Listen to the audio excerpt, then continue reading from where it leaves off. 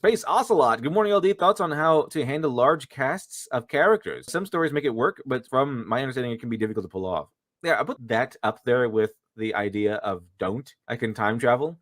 But if you know what you're doing, go ahead and do it. It's tough. Like you even in a cast of characters, you have to have like a centralized focus character.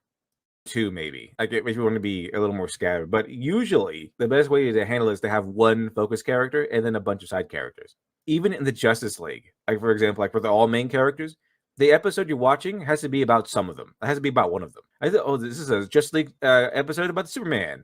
Like they'll still have everybody else in there, but it's really about Superman, and he's the one that's going to be focused on normally in the episode.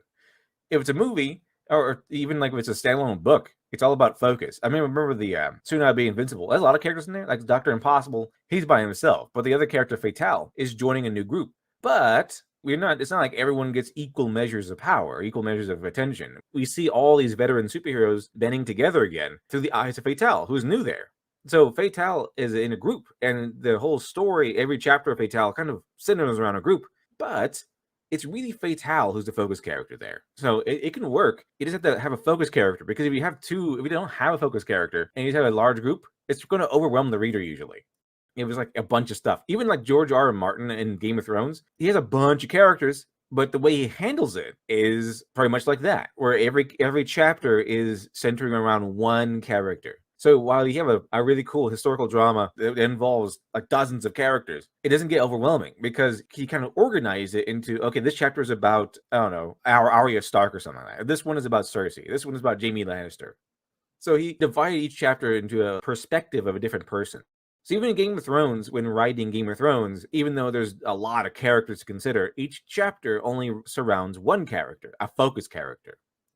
Which is why it's kind of tough to translate D&D campaign stories into like actual stories.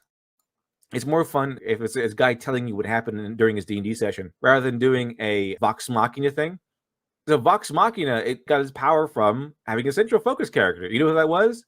Percy. I mean, the first like couple episodes, it was like kind of scattered. It didn't really have like a centralized person there. So the first couple of episodes, it's just like blatant fun, but it can get kind of overwhelming. However, the episodes following the dragon thing, where they have to go and they get their own castle and everything, and they have to go to what is essentially Wallachia. The focus character is Percy.